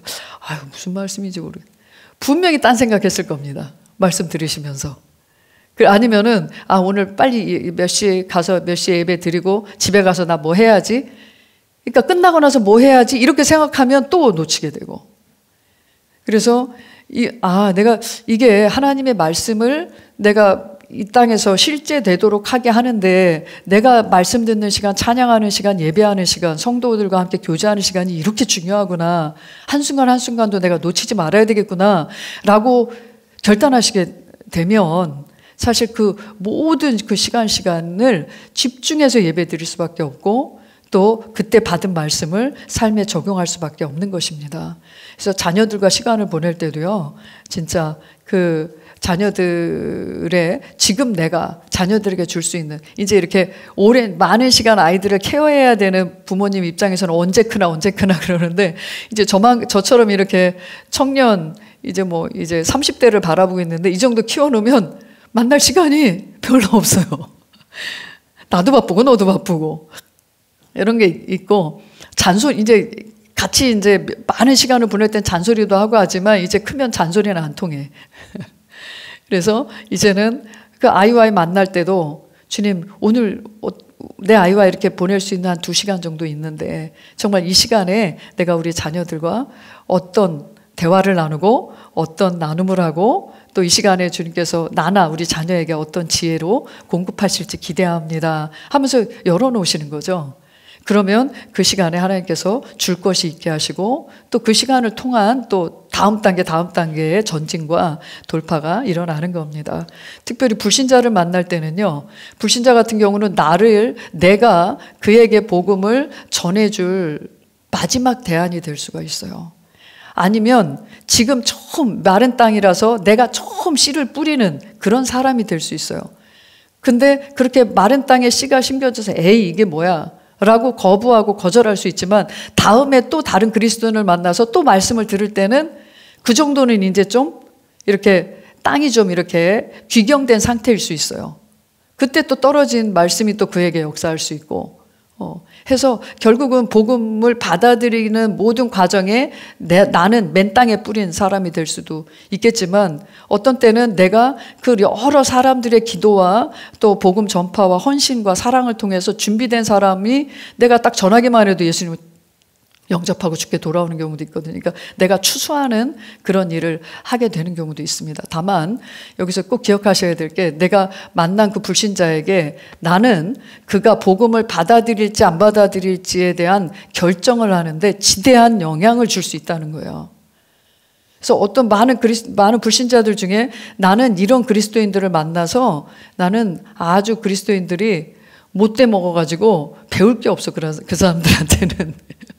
그래서 말만 잘하지 삶이 안 되는 사람들이야 이렇게 장로님이나 이렇게 좀 지위가 있는 분들인데 사업을 하다가 이렇게 해가지고 오히려 다른 사람의 돈을 떼먹고 막 이런 경우 있잖아요. 이러면 이제 진짜 그 사람은 돈이 전부인 사람인데 돈으로 교회 안에서 피해를 당했다. 이러면 이제 크리스찬에게 피해를 당했다. 이러면 절대 교회에서 무슨 복음을 전해서 들었든 안 받아들이고 싶어 하잖아요. 우리 엄마는 시어머니한테 무지 박해를 받았습니다. 시집살이를 많이 했는데 우리 할머니가 결국 중풍에 걸려서 예수님을 믿으셨고 돌아가시기 직전까지 엄마한테 전도를 하셨어요. 너도 예수님 믿고 너도 교회 생활 하자. 천국 가라. 이런 식으로 많이 하셨는데 그렇게 평생을 괴롭혔던 어머님이 하는 말이 들어가요? 안 들어가요? 안 들어가는 거지 우리 엄마한테는. 내가 다른 종교는 다 믿어도 우리 시어머니가 믿은 기독교만큼은 안 믿는다. 그러니까 너무 육신적이다 보니까 이제 엄마의 해석은 그거밖에 안 되는 거죠.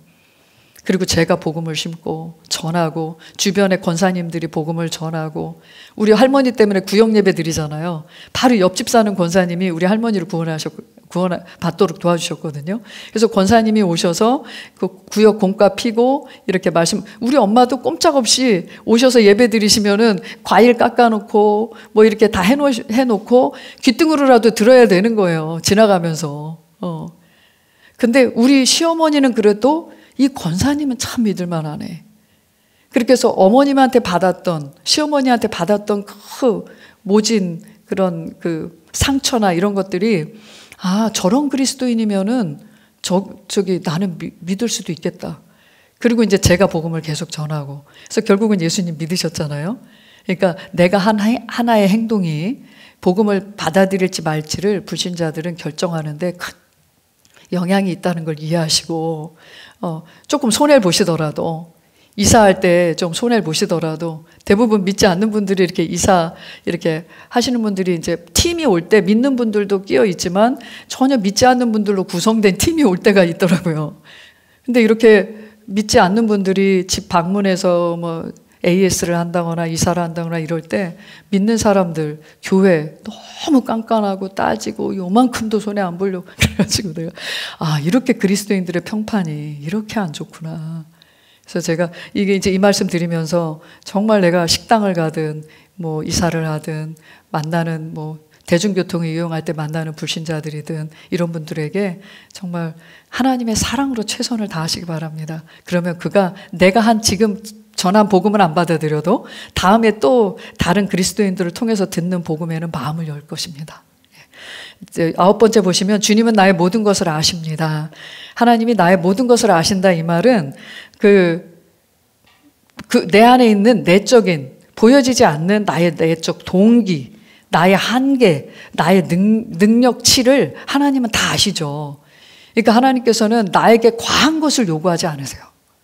내가 할 수 없는 것을 다 뽑아내서 무슨 하나님의 앵벌이 시키는 분도 아니고 하나님은 우리를 성장시키시는 분이시거든요.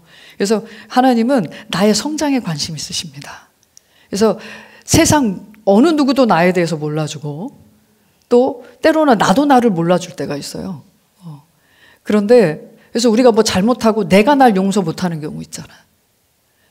근데 하나님은 나에 대해서 모든 것을 아십니다. 그 말은 내가 어떤 상황에도 사랑하시는 분이시고 내가 어떤 상황에도 용서하시고 내가 어떤 상황에도 다시는 죄 가운데 있지 않고 하나님의 선한 일을 하는 다음 단계로 옮겨놓기 위해서 하나님 그분은 일하시는 분이세요. 그래서 그분께만 집중하고 그분께만 인정받기를 선택하는 것이 너무너무 중요합니다. 그래서 보시면 시편 139편 1절 6절 읽겠습니다. 여호와여 주께서 나를 감찰하시고 아셨나이다. 주께서 나의 앉고 일어섬을 아시며 멀리서도 나의 생각을 통촉하시오며 나의 길과 눕는 것을 감찰하시며 나의 모든 행위를 익히 아시오니 여호와여 내 혀의 말을 알지 못하시는 것이 하나도 없으시니이다. 주께서 나의 전우를 들으시며 내게 안수하셨나이다. 이 지식이 내게 너무 기이하니 높아서 내가 능히 미치지 못하나이다. 하나님은 나의 생각, 나의 하는 말들에 대해서 하나님은 다 알고 계시다는 거예요. 그래서 하나님이 들으실 때 마음 아픈 말은 안 해야 되겠죠. 하나님이 이미 우리를 얼마나 사랑하시는지 아는데 하나님 나 사랑은 하세요? 이렇게 어떻게 이러실 수 있어요? 나한테 왜 이러세요? 이런 말들은 사실은 하나님을 아는 말이에요, 모르는 말이에요? 하나님을 몰라서 하는 말들이에요. 근데 하나님은 그것마저도 아시고 들으시고 도마한테 하신 것처럼 나는 예수님의 그 못자국과 그 발에, 그 못 박힌 발에 만져보지 않고는 나 못 믿겠다. 이렇게 하는데도 찾아오셔서 그래, 그럼 만져봐라. 이렇게 하시잖아요. 그래서 그 믿음을 세워주시죠. 그래서 근데 이제 하나님을 점점 더 20년이 되고 30년이 돼도 신앙생활 한지 그래도 똑같이 그 말을 또 하고 있다면 이제 그 문제가 될 겁니다. 그래서 하나님 그분께 있는 그대로 나의 사정을 알리고 또 나의 그런 필요들을 또 하나님께서 이미 나보다 더 넘치도록 채우시는 그분으로 말미암아 항상 채움받고 세움을 받아야 되겠습니다. 근데 우리는 하나님으로부터 받는 것보다 사람들에게 받는 것에 민감하게 반응할 때가 있어요. 민감하게. 이게 뭐냐면 그 사람들이 나를 칭찬하면 으쓱하고 사람들이 나를 비판하거나 좋지 않게 평가하게 되면 화가 나고 자존심 상하고 이런 일들이 있는 거죠. 그러니까 우리가 그냥 어떻게 보면 그런 일이 있을 때 내가 그래도 나는 괜찮은 사람인데 라고 나 스스로를 이렇게 합리화하거나 어떻게든 나의 그런 그 연약함을 가리고 포장하려고 할 필요가 없다는 겁니다. 하나님 그분은 다 아시는데 사람 앞에서도 굳이 그러지 말라는 거예요. 보시면 고린도후서 10장 18절 이는 스스로 칭찬하는 사람이 인정을 받는 것이 아니요 주께서 칭찬하시는 사람이 인정을 받기 때문이라. 그러니까 사람에게 받는 칭찬에 연연하지 말고 하나님 그분께 받는 인정을 더 사모하라는 거죠. 그래서 당장에는 사람에게 잘 보이려고 한 일에 대해서는 그게 나의 속사람이 한 일이 아니고 어떻게 보면 나의 영이 아니라 나의 혼이 사람을 의식해서 한 일은 크게 나한테 큰 영향을 주지 못합니다. 그래서 나의 속사람이 하나님께 옳다고 하면 그게 옳은 것이기 때문에 당당하시면 되는 거예요. 그리고 하나님 보시기에 내가 정말 고쳐야 될 부분이 있다면 내가 고치면 되는 거고 사과하면 되는 것입니다. 근데 사람 그 자체에만 너무 집중하게 되면 진정한 사과나 진정한 인정이나 진실이 밝혀질 때까지 기다릴 수 있는 담대함이 오질 않아요. 그래서 우리가 무엇보다도 그 모든 사람에게 인정받으려고 했던 태도들에 대해서 빨리 포기하는 게 좋습니다. 이건 빨리 졸업해야 될 일이에요. 모든 사람에게 내가 사랑을 받겠다, 인정을 받겠다라고 하는 것을 빨리 내려놔라. 그러니까 사람을 의식하는 거에 대해서 빨리 포기하라는 겁니다. 포기를 빨리 하면 할수록 자유해집니다.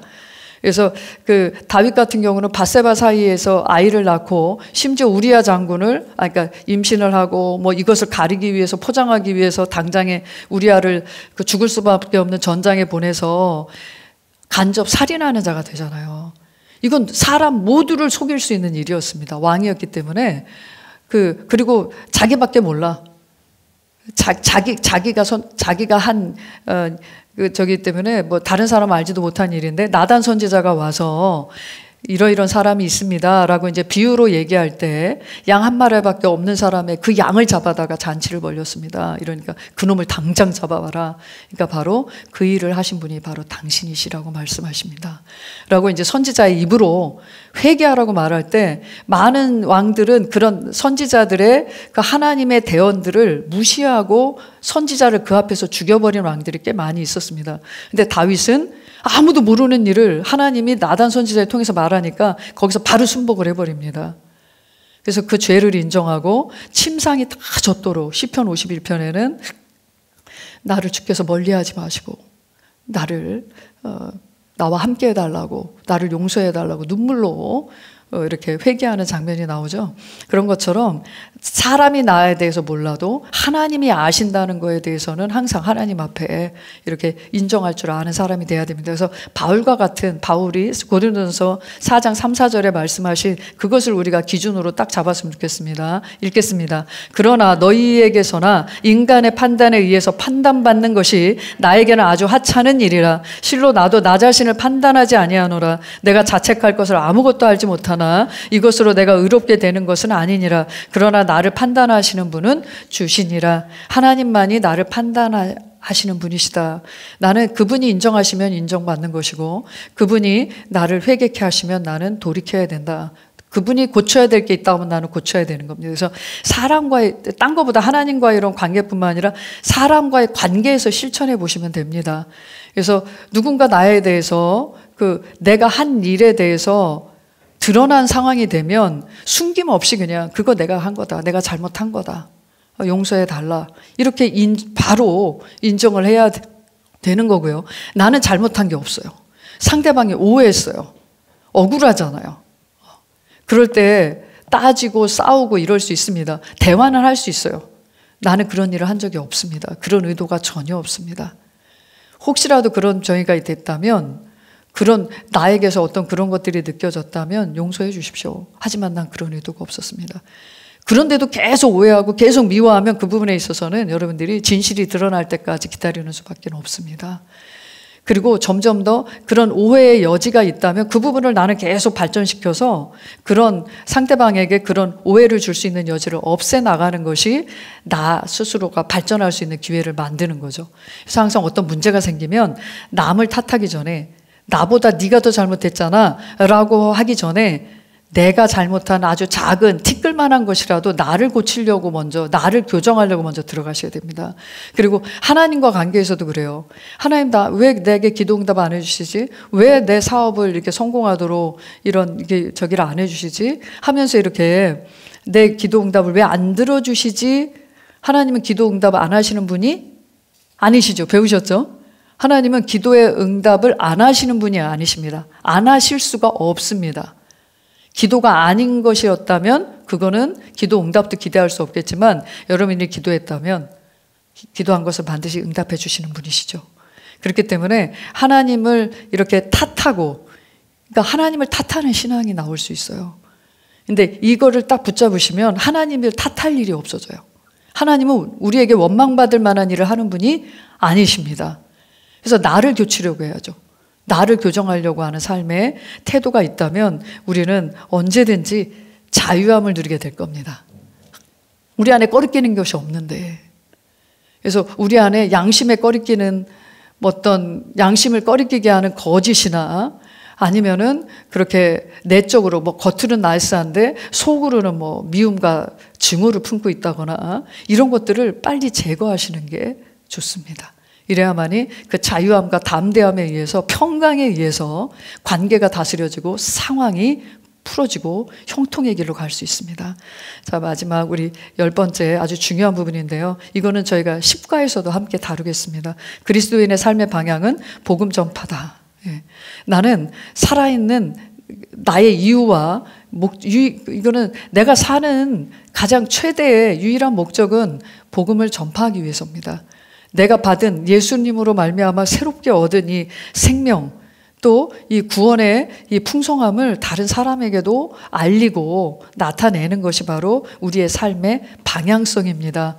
그래서 방향성이 여기에 있지 않고 그냥 열심히 하는 신앙생활, 교회생활이라면 방향성이 없기 때문에 많이 열심히 한 만큼 성도님들이 성장이 그렇게 열심히 했는데, 그렇게 오랜 시간, 그렇게 많은 기도를 했어도 별다른 변화와 성장이 나타나지 않는다면 방향성이 여기 없어서 그래요. 영혼에게 없는 겁니다. 영혼을 구원하고 그들에게 좋은 영향이 되고 영향력을 주려고 하고 복음을 전해서 예수님을 믿고 그들도 자유케 하는 이러한 사명이 인식하지 않고 열심히 달리고 있다면 그냥 제자리 걸음이거나 이 낮은 수준의 트랙을 계속 달리고 있는 거죠. 그래서 우리는 그 다음 트랙이 있어요.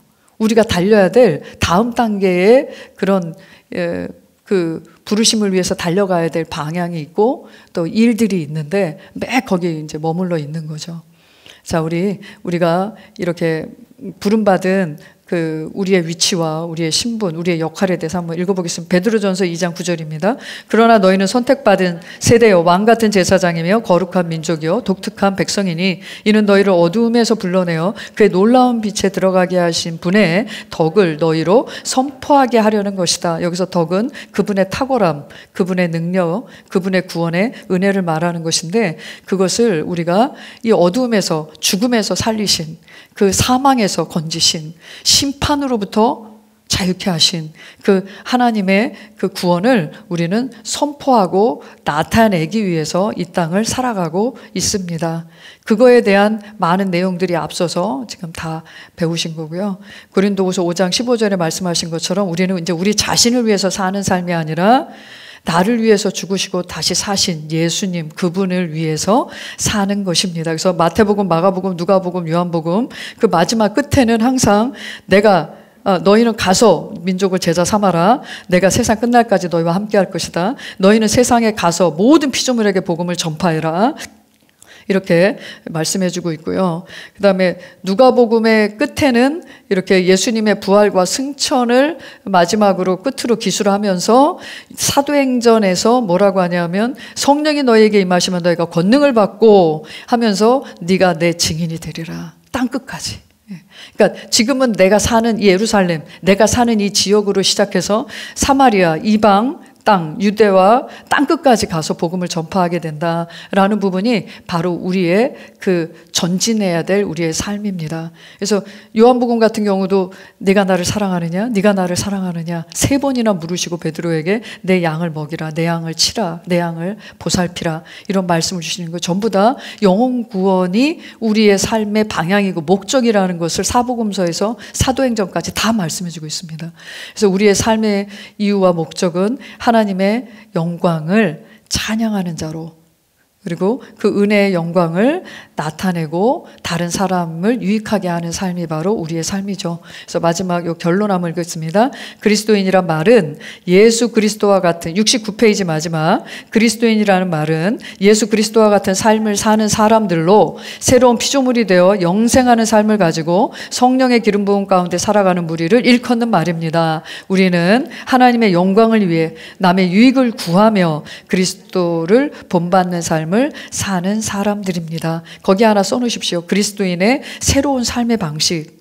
첫 번째, 그리스도인의 새로운 삶의 방식은 여기서 보면 하나님의 영광, 남의 유익을 구하는 거 이렇게, 그러니까 하나님의 영광을 나타내기 위함이지 나의 영광을 취하는 그런 삶이 아닌 거죠. 그게 이제 사람에게 인정을 구하지 않는다는 게 바로 하나님의 영광을 내가 취하지 않는 것입니다. 그래서 이렇게 하나님의 영광을 구하고 남의 유익을 구하고 그리스도를 본받기 위한 그리스도인의 새로운 삶의 방식, 태도가 첫 번째는 사랑하는 태도입니다. 다른 사람을 사랑하는, 그래서 여기서 말하는 사랑은 내 유익을 구하지 않는 다른 사람의 유익을 구하는 아가페 사랑의 삶의 태도고요. 사랑하는 태도, 주는 태도. 주는 삶으로 태어났으니까, 사랑하는 자로 태어났으니까, 사랑으로 태어났으니까, 그 다음에 영혼 구원자로 태어났기 때문에 영혼 구원자의 태도를 갖고 살아가야 되겠습니다. 이게 바로 하나님을 존중하는 삶입니다. 하나님을 높이면 내가 너를 높이리라. 하나님을 높이는 삶, 이게 바로 높이는 태도가 사랑하는 태도, 주는 태도, 영혼 구원자의 태도입니다. 그래서 우리 말씀 읽고 마치겠습니다. 보면 고린도전서 10장 31절, 10장 23절, 24절, 고린도전서 10장 32절, 33절 다 연결되어 있는 말씀인데요. 읽어보겠습니다. 그러므로 너희가 먹든지 마시든지 무엇을 하든지 다 하나님의 영광을 위하여 하라. 모든 것이 내게 합법적이라고 해서 모든 것이 유익한 것이 아니오. 모든 것이 내게 합법적이라고 해서 다 세워주는 것이 아니니라. 누구나 자기 자신의 유익을 구하지 말고 각자 다른 사람의 유익을 구하라. 유대인에게나 이방인에게나 하나님의 교회에게나 아무도 거치는 자가 되지 말라. 나도 모든 일에 있어서 모든 사람을 기쁘게 한 것 같이 나 자신의 유익을 구하지 아니하고 많은 사람의 유익을 구하며 이는 그들로 구원을 받게 하려는 것이니라. 아멘. 모든 일에 모든 사람에게 기쁨이 되는 자는 바로 내 유익을 구하지 않고 다른 사람의 유익을 구하고 그리고 구원을 받도록 하는 태도였습니다. 이것이 바로 모든 사람의 기쁨이 되는 길이었어요. 자, 우리 마지막 이제 10가지를 다 배웠는데요. 결론 읽겠습니다. 우리 신앙의 기본 교리를 확실히 이해할 때 우리는 우리에게 허락되어진 인생의 순간순간을 알차고 보람되게 살 수 있으며 현세뿐 아니라 내세까지도 지혜롭게 대처하며 살아갑니다. 또한 하나님이 우리에게 주신 복음 전파에 방향을 맞추고 사는 사람은 가장 지혜롭고 행복한 성도입니다. 아멘. 우리가 교리를 아는 것에 그치지 않고 이제는 언제든지 우리 심령 안에서 꺼내서 써야 되겠습니다. 이렇게 될 때 사단은 어떤 속임수로, 어떤 속임과 잘못된 사상이나 이런 것들로 우리 앞에 이렇게 바리케이트, 그러니까 장애물을 놓을 수 있지만 어떤 공격과 압력이 있을지라도 우리는 반드시 그것을 미리 사전에 방어하거나 있는 장애물을 치고 정면 돌파하면서 우리는 전진하는 삶을 살게 될 것입니다.